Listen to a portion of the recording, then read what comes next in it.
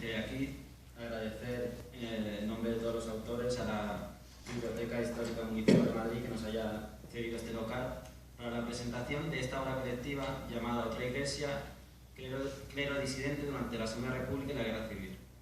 En primer lugar, me gustaría presentar a una de las autoras y coordinadoras de la obra, que es Marisa Lezano, que previamente a este trabajo había publicado varios artículos sobre otros sacerdotes republicanos, como Matías Usero, Basilio Álvarez, y que contribuye también en esta obra con dos capítulos más. A su lado tenemos al profesor Francisco Carmona, que es uno de los mejores especialistas de sociología sociología de la religión. Entre sus saberes, que son muchos, tiene un capítulo sobre la secularización de la juventud española en el informe de la Fundación Santa María sobre la Juventud. Es también, aparte de historiador, como he dicho, sociólogo. Destaca principalmente su estudio sobre la juventud de Alfonso Carlos Comín, así como la coordinación del volumen cuarto, dedicado a la contemporánea, de la historia del cristianismo, editada conjuntamente por la editorial Trota y la Universidad de Granada, así como la escritura de un capítulo importante de este libro sobre la laicidad. Por otra parte, sus estudios sobre el Seminario de Granada y sobre la formación del clero le acercan mucho al contenido de nuestro libro sobre los curas republicanos. A la derecha de Marisa tenemos al profesor Juan Sisinio Pérez Garzón, granadino, también como Francisco Carmona, pero afincado hace tiempo en Madrid y en Castilla-La Mancha. Es bien conocido en el gremio de los profesores investigadores de historia contemporánea por sus estudios sobre la historia social y política de la España de los siglos XIX y XX. Entre sus numerosas obras podemos destacar sobre el nacionalismo, sobre el republicanismo y sobre el anticlericalismo. Perspectivas, especialmente estas dos últimas, tan próximas a las cuestiones planteadas en el libro. Quiero agradecer en nombre de todos los autores vuestra presencia hoy aquí y iniciamos esta presentación. Cuando Marisa. Bueno, buenas tardes. Yo quería agradecer especialmente la asistencia de dos personas a esta presentación. A Francisco García Hernández, ahijado del sacerdote Juan García Morales, uno de los biografiados en el libro, que se ha desplazado desde León hasta aquí para estar con nosotros, y al sobrino de otro sacerdote, Francisco González, que también ha venido desde Málaga para estar con nosotros. Para nosotros representa una enorme satisfacción el haber llegado hasta aquí, hasta la edición de este libro, porque es un proyecto que Luis Gutiérrez, el autor de las conclusiones del libro, y yo llevábamos luchando durante muchos años. En realidad fue Luis el primero que empezó a tomar contacto con el clero republicano y a interesarse por él.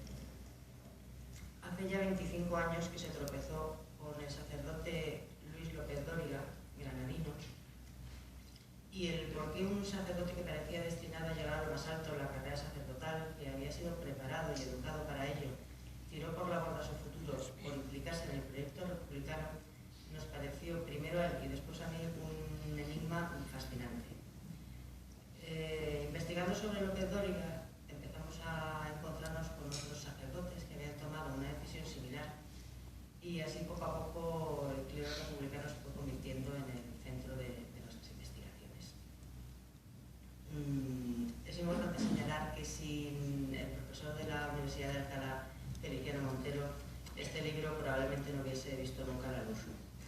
No solo porque al incluirlo dentro del proyecto de investigación Catolicismo versus secularización, el conflicto de los años 30, nos consiguió financiación para la edición, sino también y sobre todo porque nos puso en contacto con otros investigadores que o ya estaban trabajando en el tema o tenían interés en trabajar en él.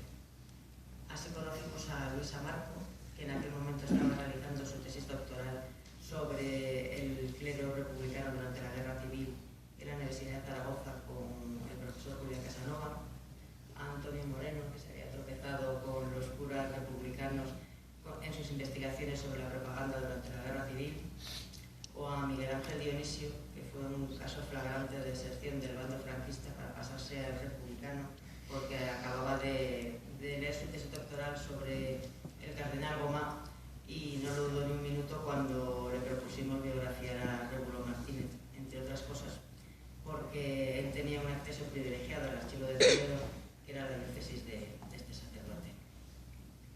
A Enrique Orsi lo lo fichamos antes incluso de que acabase la carrera, y aunque se nos resistió un poquillo, al final acabó sucumbiendo también al encanto de los curas republicanos. Las dos últimas incorporaciones fueron Encarnación Barranquero, profesora de la Universidad de Málaga, y José Ramón Rodríguez del Lago, profesor de la Universidad de Vigo. Encarnación Barranquero había trabajado ya en la represión franquista en Málaga y se mostró muy interesada en colaborar con Feliciano Montero en la recuperación de un sacerdote que era complicado porque era prácticamente desconocido, que es Francisco González. Y para ello fue fundamental la colaboración de la familia, que aportó toda la documentación con la que contábamos. En cuanto a José Ramón Rodríguez del Lago, también aceptó nuestra proposición con bastante entusiasmo. Habíamos coincidido con él en varios congresos y nos había llamado la atención los amplios conocimientos que tenía sobre la Iglesia gallega de los años 30 y sobre el clero disidente gallego en esos años. Y entonces le propusimos, nos pareció que era la persona más idónea para biografiar a un personaje tan sugerente como Matías Ussero. Por lo demás, bueno, me parece que es importante señalar también que los 10 sacerdotes que aparecen en este libro no son ni los únicos ni los más relevantes. Hemos intentado combinar personajes más conocidos como López Dóriga o Leocadio Lobo con otros totalmente desconocidos como Cándido Nogueras y Francisco González. Representantes del clero intelectual como Vilari Costa o Gómez Piñán, por meros párrocos rurales como Rómulo Martínez. Y también sacerdotes que habían desarrollado su labor fundamentalmente en el campo parlamentario, como García Gallego, con otros que lo habían hecho en el mundo de la propaganda y el periodismo, como García Morales. También hemos intentado, y yo creo que lo hemos conseguido, que el libro reflejase la dispersión geográfica de estos curas republicanos. Y por ello aparecen sacerdotes de Andalucía, Aragón, Galicia, Cataluña y ambas Castillas. Quizás alguien se plantee o tenga curiosidad de por qué no aparece ningún cura vasco en este libro. Fue una decisión meditada y lo hicimos precisamente porque el clero vasco hasta ahora ha monopolizado la imagen de clero republicano. Y nosotros lo que pretendíamos era dar visibilidad a este colectivo de sacerdotes que no eran vascos, pero sí eran claramente republicanos. De todos modos, no descartamos el incluir algún cura vasco en futuras publicaciones. Porque realmente para nosotros este libro no es una obra única, sino el inicio de una serie de publicaciones en las que recuperemos la biografía de todos estos sacerdotes, o al menos de la mayoría de ellos. El problema es que es una labor muy compleja, porque en los archivos civiles la mayor parte de los documentos están muy dispersos, y los archivos eclesiásticos son complicados, a excepción del Archivo Vaticano, de acceder a ellos. Actualmente tenemos la base de datos unos 80 sacerdotes republicanos y 120 dudosos pendientes de investigación. Sin embargo, de algunos tenemos poco más que el nombre y de otros ni siquiera eso, una cara en una foto de una cárcel y poco más. Por este motivo, al presentar este libro, no solamente buscamos su difusión, que también, por supuesto, sino sobre todo el dar a conocer que existe un equipo de investigación sobre clero republicano y que cualquier información que se nos pueda proporcionar será bienvenida, porque nos da un punto de partida para poder seguir investigando sobre el tema y recuperar la memoria de un colectivo que nos parece injustamente olvidado. Alguna vez se nos ha cuestionado la importancia de investigar sobre estos sacerdotes, puesto que se da por supuesto que son una parte ínfima dentro del conjunto del clero español. Es posible que sea así, es incluso lo más probable, pero es una hipótesis que sigue pendiente de verificar, y mientras no sepamos quiénes eran y cuántos eran, no podemos asegurarlo. Y por otro lado, estos sacerdotes para nosotros pensamos que tienen una importancia que trasciende su número, porque nuestra hipótesis es que se trata de unos sacerdotes que fueron el germen de un proceso de modernización y democratización de la Iglesia que había empezado antes de la República, que se intensificó en el periodo republicano y que la guerra civil cortó de raíz. Y bueno, pues esto es más o menos lo que os quería comentar. Muchas gracias, Marisa. Ahora pasará el profesor Francisco Camino. Bueno, en primer lugar quiero agradeceros que me hayáis invitado a esta presentación de este libro. No voy a cansar mucho porque solo quiero dar 3 ideas desde el área en la que yo he trabajado que ayuden a interpretar lo que acaba de decir Marisa y lo que está en el texto. La primera impresión que yo tuve cuando leí este libro es que me enfrentaba a una investigación muy bien hecha. El tema se enfrentaba a hacer a geografía, a hacer a política, y sin embargo eso no aparece en ninguno de los capítulos. Son trabajos muy bien hechos. Cada uno de los investigadores intenta que el lector, basándose en datos objetivos que aparecen reflejados en la imagen, pueda tomar su decisión frente a ese relato biográfico, que para la mayoría de ellos es un relato, es una vida llena de frustraciones, pero en la que aparece más coherencia, menos coherencia, aparece el superviviente, aparece el traidor. Pero ellos no lo dicen. Esa es la vida real. Sobre todo cuando se encuentra uno con circunstancias como las que ellos se encontraron, de cambios tan drásticos como supuso pasar de su educación en un seminario tradicional, que según decía Teneschini, más que centros de formación, eran reformatorios o cárceles, pasar después por lo que supuso la dictadura de Rivera, en que se frena todo ese proceso interno de transformación que nos decía Marisa, para aflorar en la Segunda República y después la guerra civil y el franquismo. Son circunstancias que para cualquier persona que tenga la más mínima sensibilidad le afrontan a tomar decisiones muy duras, y eso aparece en la lectura de Ney. En ese sentido, yo quiero felicitar a los autores y animar a los oyentes para que lean el libro desde esa perspectiva. Segundo punto es la representatividad que Marisa acaba de admitir. Es uno de los autores, Luis Martínez, el que al final aborda ese tema. Está hablando de la representatividad de estas biografías.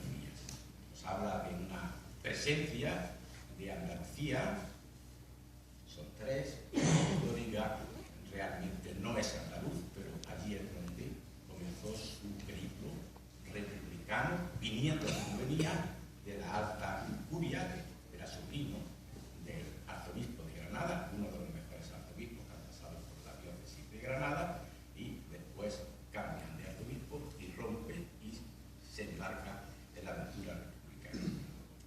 Está muy presente también la visita con 2 tipos de clérigos. Está el clérigo como lobo, que llega hasta el final, y otros que más o menos el lector comprende o no comprende como Régulo cómo puede sobrevivir a lo largo de toda su situación, llevándose bien con casi todo el mundo, aunque sufre persecuciones.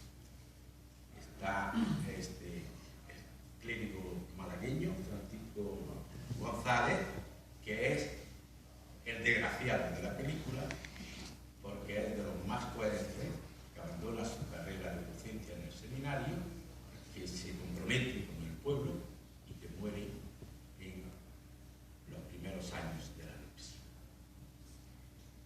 Por lo tanto, desde el punto de vista regional está presente todo el espectro.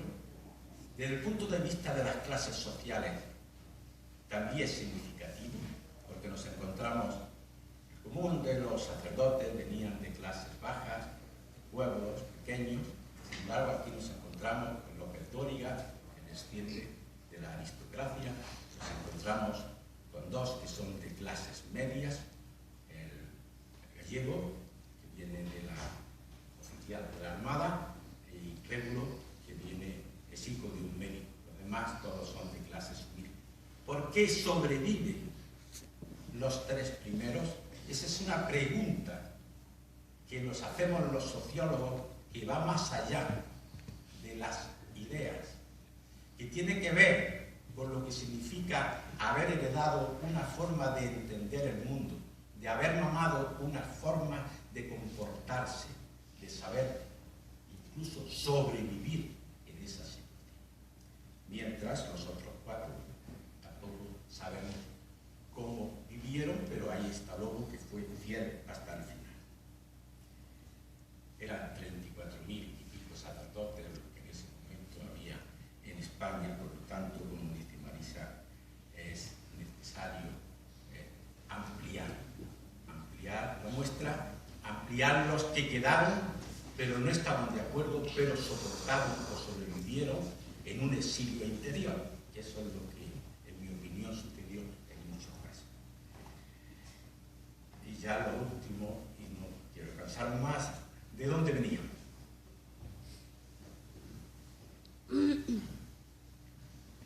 Aparece en el libro que el catolicismo social fue una cantera o matriz para muchos de ellos. Y es cierto, el catolicismo social fue donde muchos de ellos, que están aquí y otros que no están aquí, comenzaron a comprometerse con el pueblo. ¿Qué significaba el catolicismo social en aquella iglesia totalmente en una posición tradicional, incapaz de aceptar lo que significaba la modernización? Los primeros que sufrían ese escoramiento de la Iglesia española, no hablo solo de la jerarquía, del propio clero, de las feligresías, en lo que era un mundo de la tradición, los primeros que lo sufrían eran los propios sacerdotes, sobre todo los sacerdotes que estaban extendidos por el mundo rural, que soportaban sueldos de miseria y se encontraban enfrentados a sus propias feligresías que no aceptaban lo que significaba el compromiso.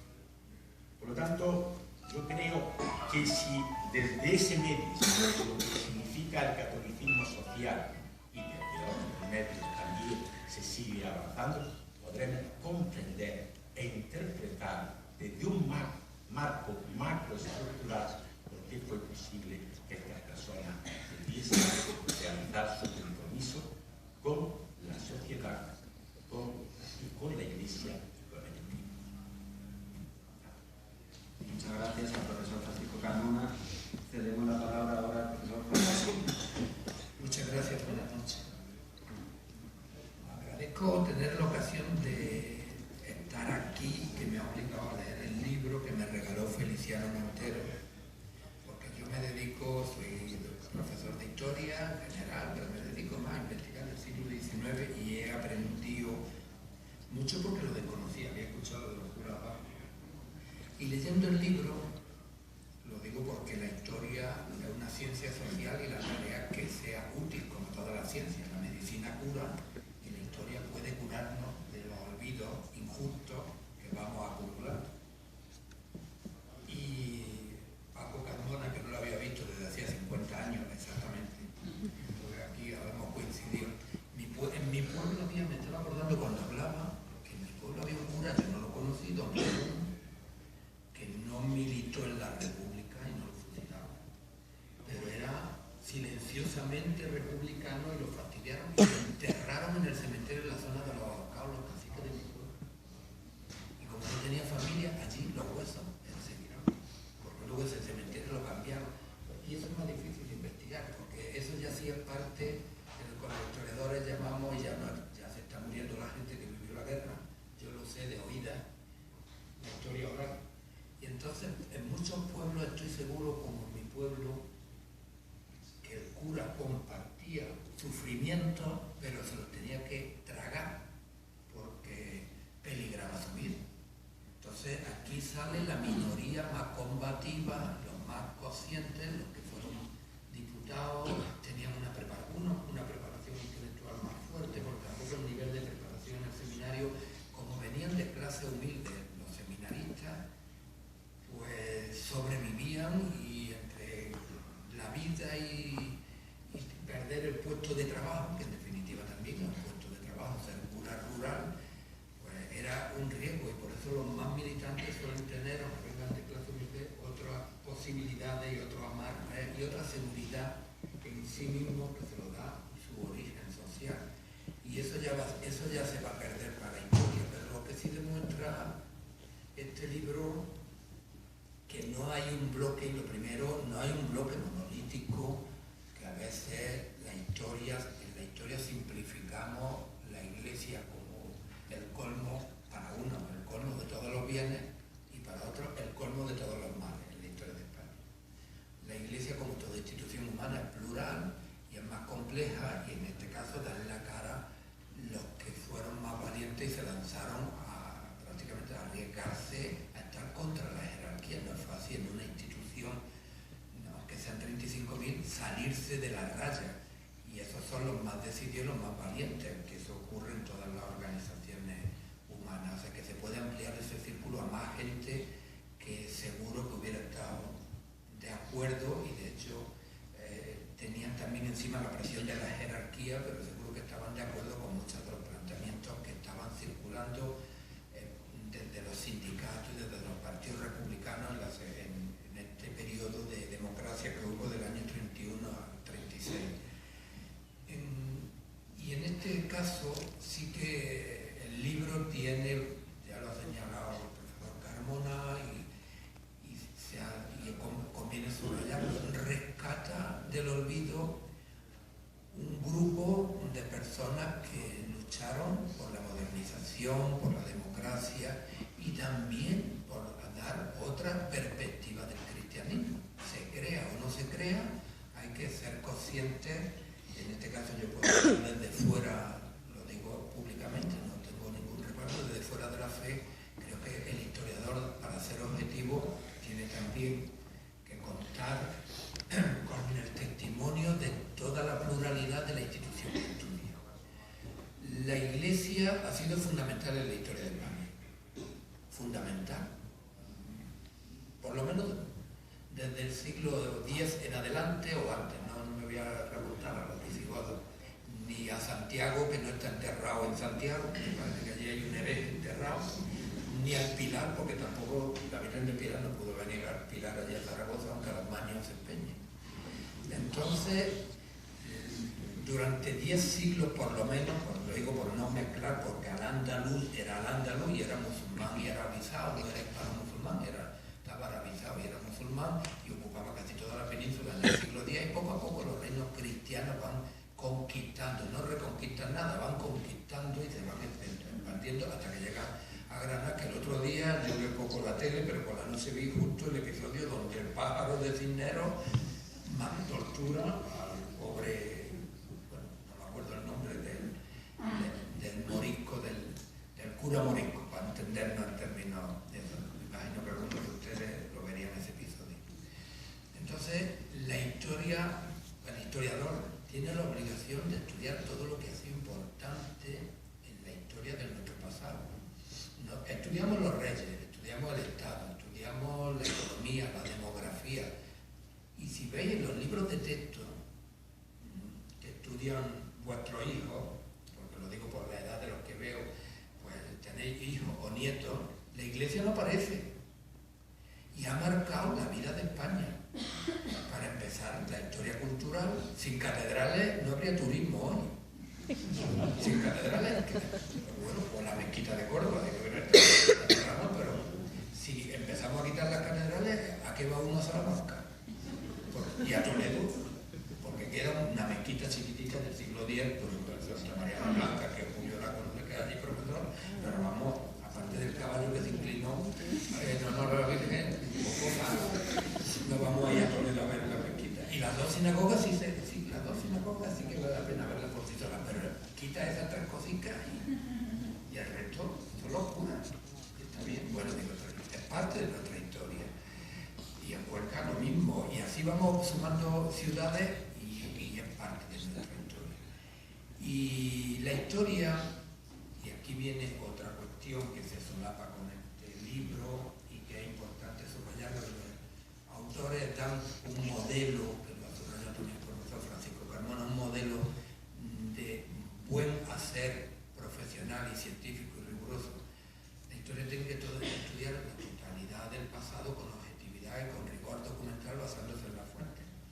Pero se mezcla con la memoria y en este caso cumple también el papel de rescatar del olvido un sector olvidado y tenemos necesidad de memoria. No sé si algunos de ustedes habrán visto una película de hace ya mucho tiempo, pero que es clásica, la de Blade Runner, bien dicho en inglés, no sé decirlo, yo estudié francés.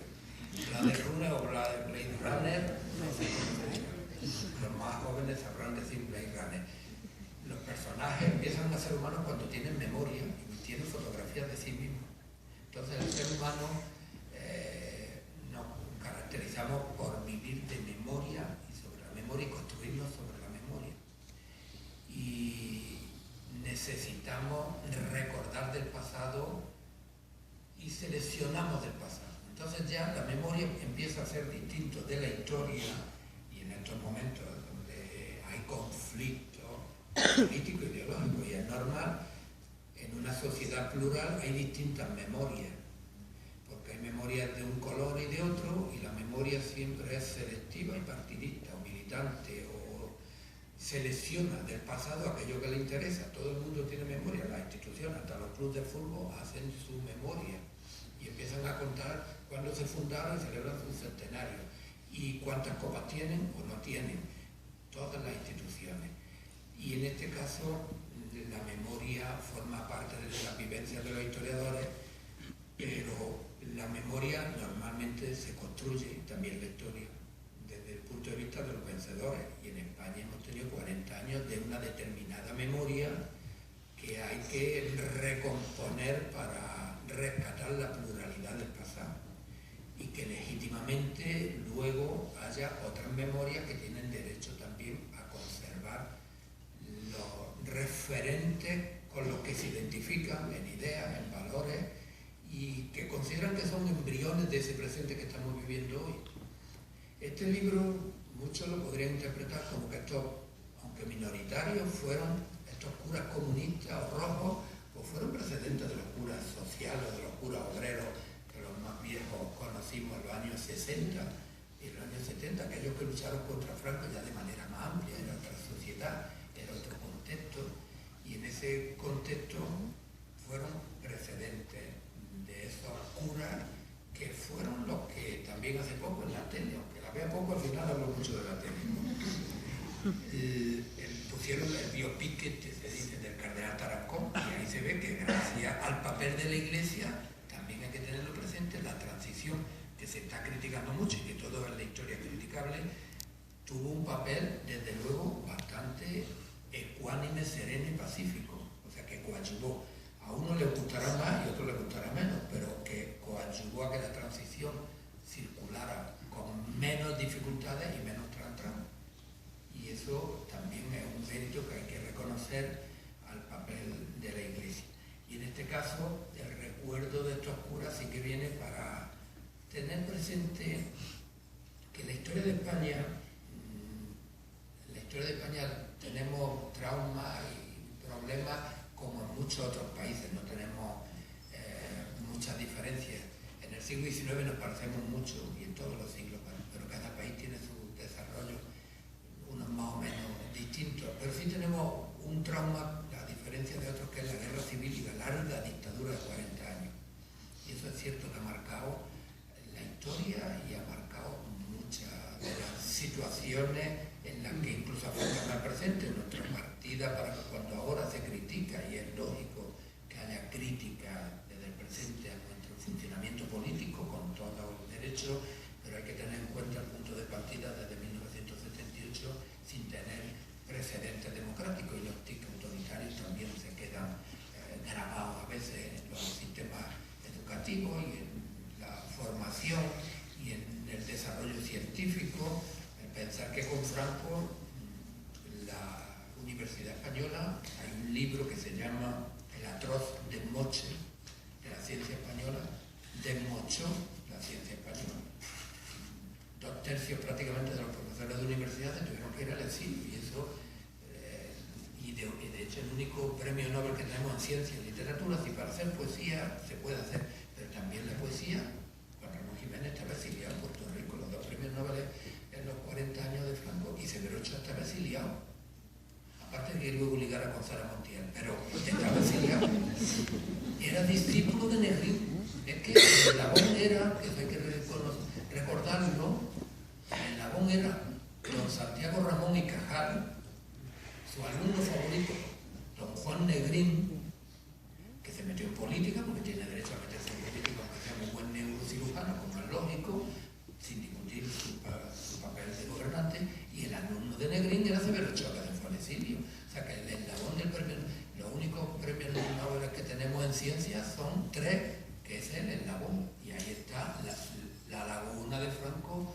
con la Junta de Ampliación de Estudios, la Junta de Ampliación de Estudios y de Investigaciones Científicas, la actual CSIC, Consejo Superior de Investigaciones Científicas, en el que, y ahí viene otra parte de la Iglesia, en el que la desmochan, se van todos y le toma por rienda Alvareda, que era del Opus, y sustituye el árbol de la ciencia por la teología como núcleo de todos los saberes. Bien, eso luego se superó, pero no voy a hablar de todo lo que pasó en el franquismo. Lo único que quiero es subrayar la necesidad de rescatar caminos que hubo en la historia que tenemos que conocer, porque la historia es la disciplina social, la ciencia social más politizada de todas.